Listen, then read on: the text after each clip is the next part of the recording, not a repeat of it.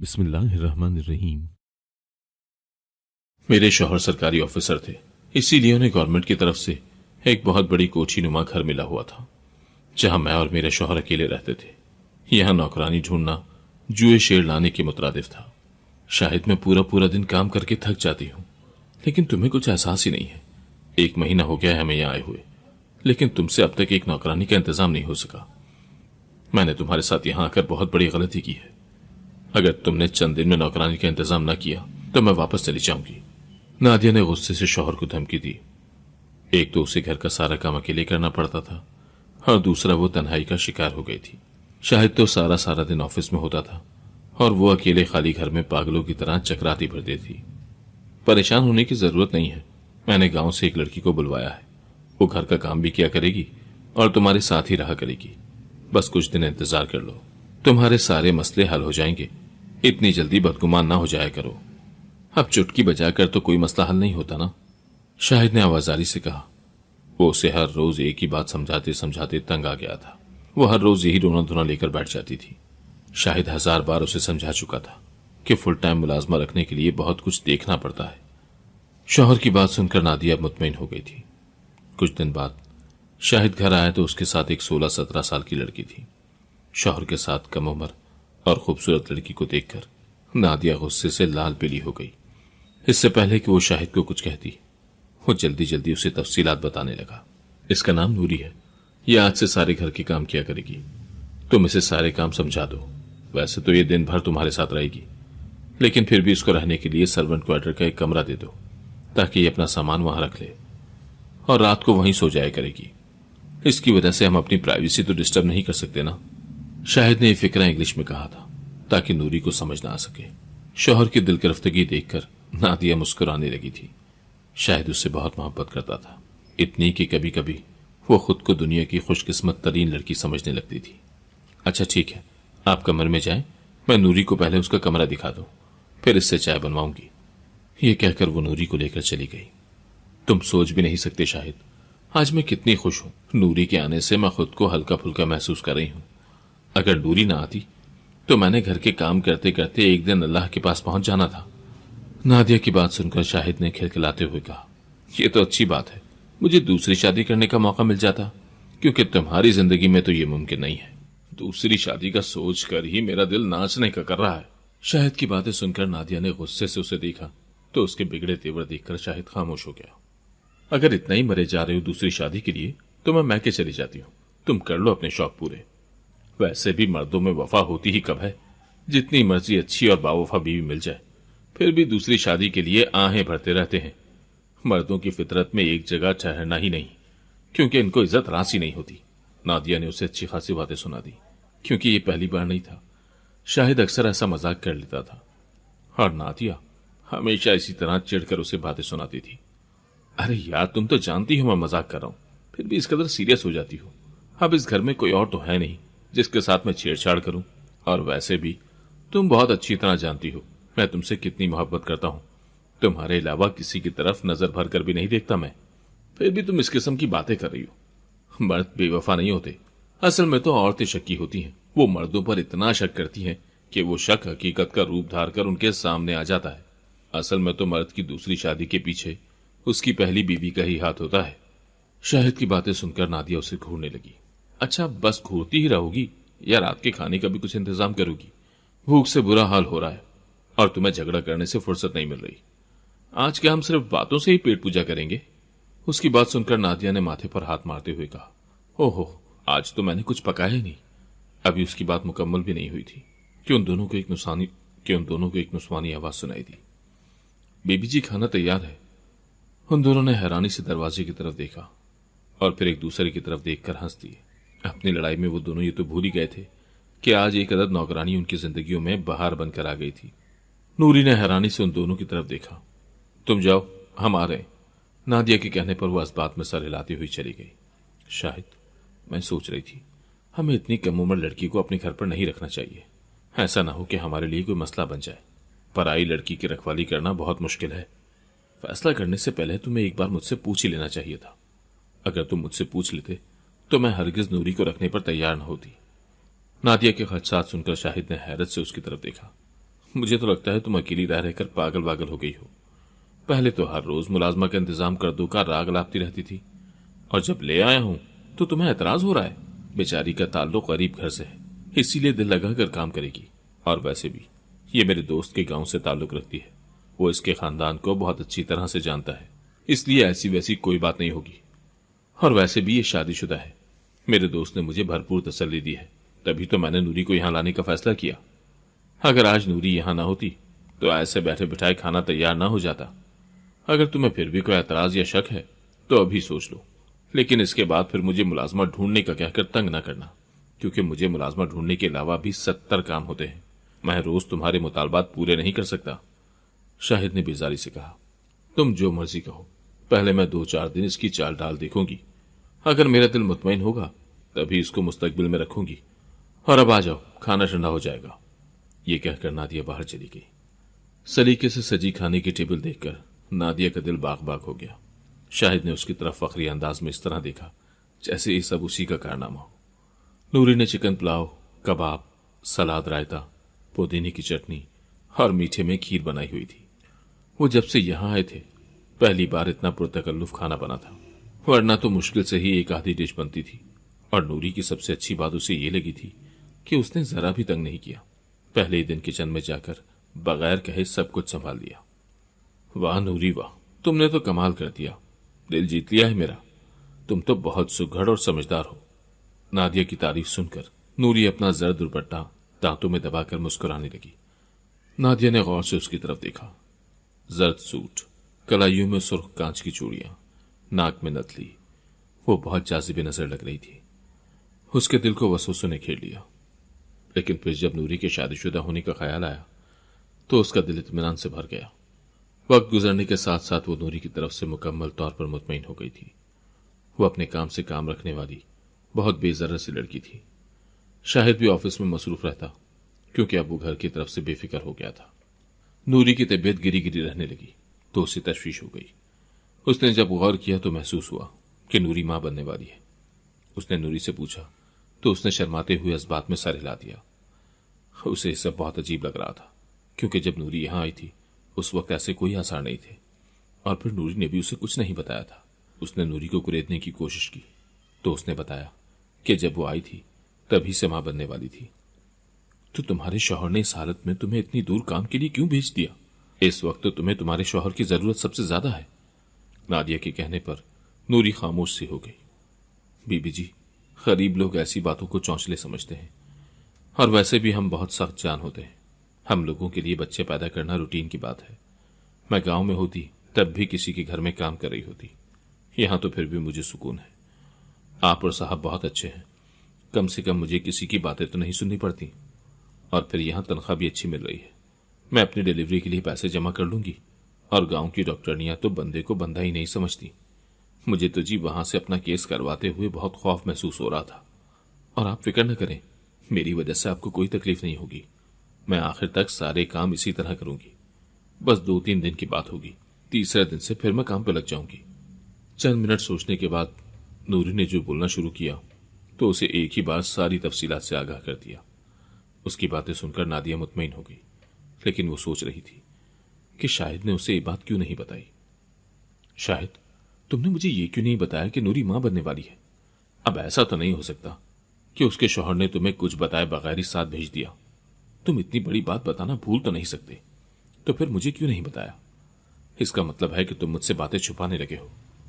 नादिया के कहने पर शाहिद ने नासमझी से उसकी तरफ देखा। नूरी मां बनने वाली है?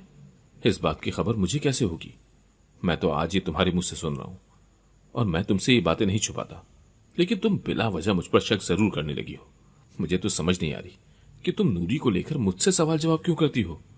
अगर उसके बारे में जानने का इतना ही शौक है तो उसी से क्यों नहीं पूछ लेती? और अगर तुम्हें किसी भी किस्म का कोई शक है तो मैं कल ही उसे उसके गांव वापस छोड़ाता हूं, फिर खुद ही अपनी पसंद की मुलाजमा ले आना। मुझे कोई एतराज नहीं होगा। शाहिद ने गुस्से से कहा। वो नादिया के सवालों से तंग आ गया था। वो ऑफिस से थका हारा घर आता और आते ही नादिया कोई ना कोई किस्सा छेड़कर बैठ जाती थी। वो उसे कई बार समझा चुका था, लेकिन वो शायद शक करने की आदत में मुब्तला हो गई थी, इसीलिए उसे कुछ भी समझाना फजूल हुआ। शाहिद, तुम मेरी हर बात का गलत मतलब निकाल लेते हो। मैं तो बस ये कह रही थी कि इसकी सारी जिम्मेदारी मुझ पर आ जाएगी। मैंने तो इसे अपने कामों के लिए रखा है। लगता है अब उल्टा मुझे इसकी खिदमतें करनी पड़ेंगी। अगर मुझे पहले पता होता कि नूरी मां बनने वाली है तो मैं इसे कभी भी काम पर ना रखती। तुम जानते हो मैं भी मां बनने वाली हूं और मैं इन सारी परेशानियों से दूर रहना चाहती हूं। नादिया की बात सुनकर शाहिद खुशी से पागल होने लगा। शादी के 6 साल बाद उसे खुशखबरी मिली थी। जब से उनकी शादी हुई थी वो कई डॉक्टरों से इलाज करवा चुके थे, लेकिन सब यही कहते कि सिर्फ अल्लाह की तरफ से देर है। वो दोनों दुआएं कर करके भी थक चुके थे। शाहिद को बच्चों का जुनून था, लेकिन वो नादिया को कुछ नहीं कहता था। मगर वो हद से ज्यादा मायूस हो चुकी थी। यही वजह थी कि वो डिप्रेशन की मरीजा बन गई थी। लेकिन इतने साल बाद अल्लाह ने उन्हें नवाज दिया था। शाहिद बहुत खुश था, इतना कि वो लफ्जों में बयान ही नहीं कर सकता था। इतनी बड़ी खुशखबरी तुम इस तरह रूखे मुंह से दे रही हो? मैं अभी मिठाई लेकर आता हूं, लेकिन पहले तुम यहां बैठकर मेरी बात सुनो। शाहिद ने उसे अपने पास बिठाते हुए कहा। उसे समझ ही नहीं आ रही थी कि इतनी बड़ी खुशी को कैसे सेलिब्रेट करे। सबसे पहले तो तुम नूरी की फिक्र करना छोड़ दो। वो गांव के माहौल में पली बड़ी है। वहां तो लड़कियां इस हालत में घर के 10-10 लोगों के काम चुटकियों में कर लेती हैं। लेकिन तुम मेरी बात कान खोल कर सुन लो। तुम बेड से पांव भी नीचे नहीं रखोगी। मैं नूरी को समझा दूंगा, तुम्हारा खास ख्याल रखेगी। तुम्हें किसी चीज की कमी नहीं होनी चाहिए। शाहिद ने मोहब्बत से कहा तो उसने इस बात में सर हिला दिया और अपनी किस्मत पर रश करने लगी कि वो भी दुनिया की हर बात भूलकर बस अपने आने वाले मेहमान के लिए तैयारियां करना चाहती थी।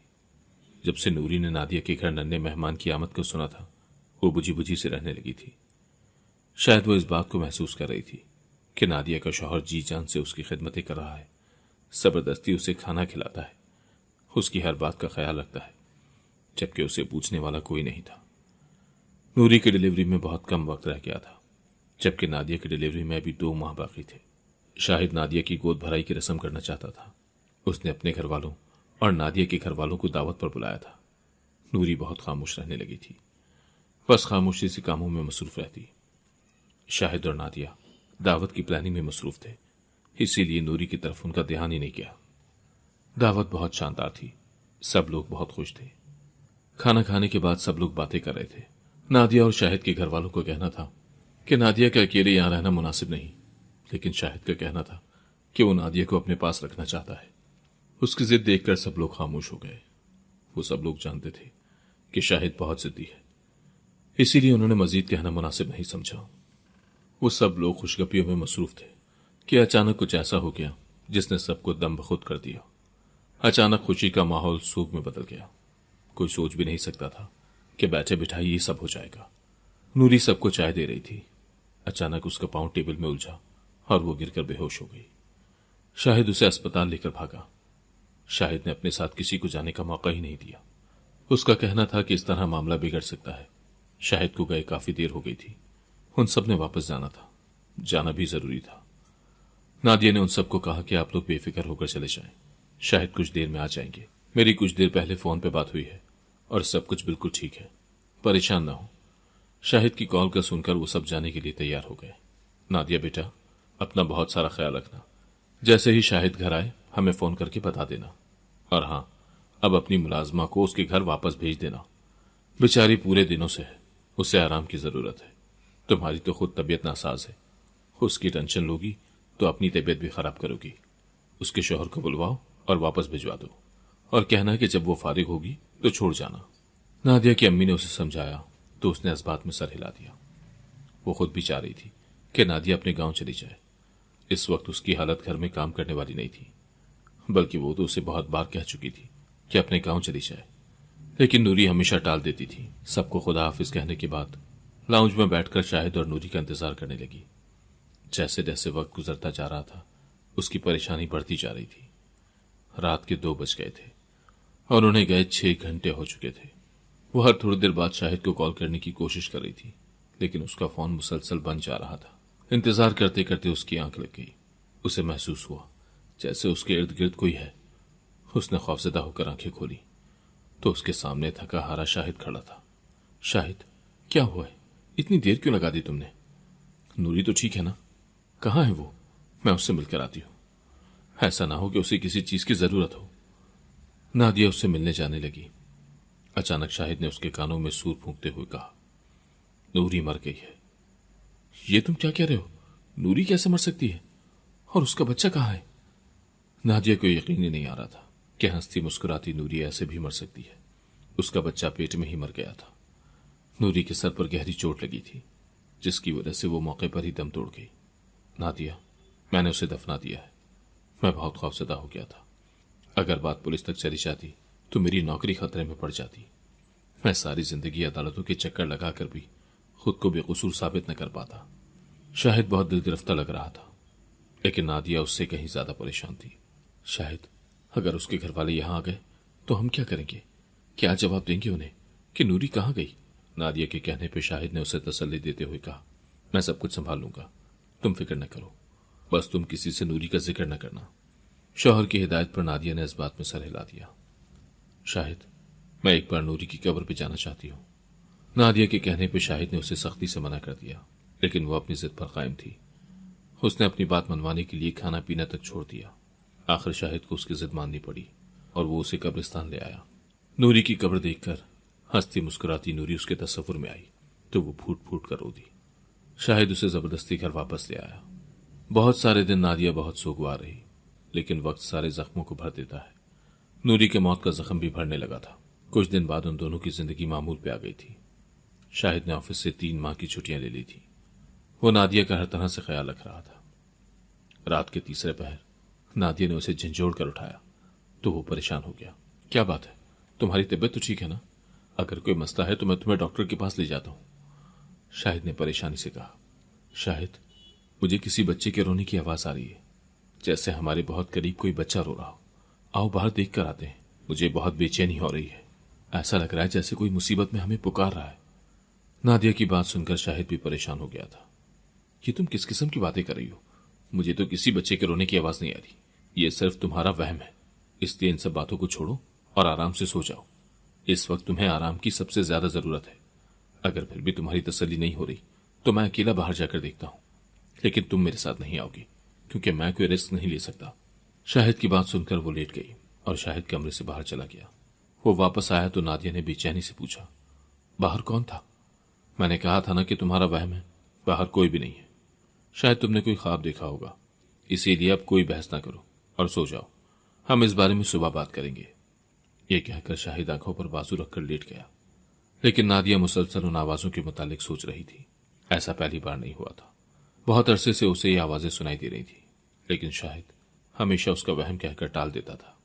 हो सकता है कि शाहिद ठीक कह रहा है। ये सब मेरे जहन का खलल है, वरना शाहिद को कभी तो बच्चे के रोने की आवाज सुनाई देती।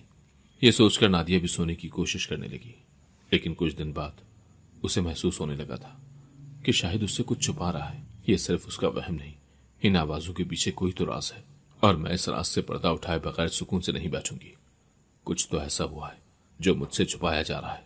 हो सकता है नूरी को शाहिद नहीं मारा हो और उसका बच्चा यहीं कहीं हो, या फिर वो किसी मुसीबत में है।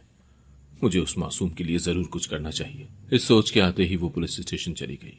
इंस्पेक्टर साहब, मैं चाहती हूं कि आप नूरी की कब्र खुदवाकर उसकी बॉडी का पोस्टमार्टम करवाएं, ताकि सारा सच सामने आ जाए। उसके बाद हमारे सर्वेंट क्वार्टर की तलाशी लें, वहां से भी आपको कुछ न कुछ जरूर मिल जाएगा।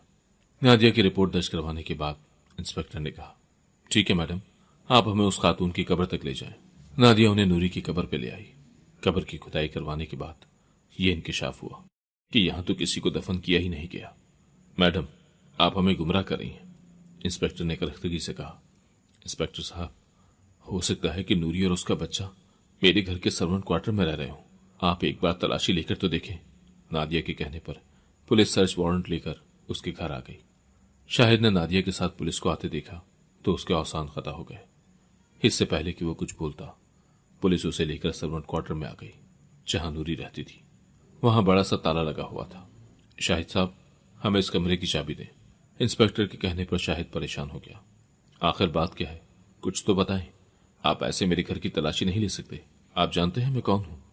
शाहिद ने खुद को संभालते हुए धमकी आमीज लहजे में कहा, मुझे आपको जानने का शौक भी नहीं है। हम तो बस ये जानना चाहते हैं कि इस घर में कौन सी खिचड़ी पक रही है, और यही हमारा काम है। इंस्पेक्टर ने अपने बंदों को ताला तोड़ने का कहकर शाहिद को झाड़ा। ताला खुलने के बाद वो सब कमरे में दाखिल हुए तो सब हैरान रह गए। नूरी एक अदद बच्चे के साथ कमरे में मौजूद थी। यानी नादिया जिस नूरी के कत्ल का खदशा लेकर पुलिस स्टेशन गई थी वो जिंदा थी, और वो जो हर रोज कहती थी कि किसी बच्चे के रोने की आवाज आ रही है, ये उसका वहम नहीं था।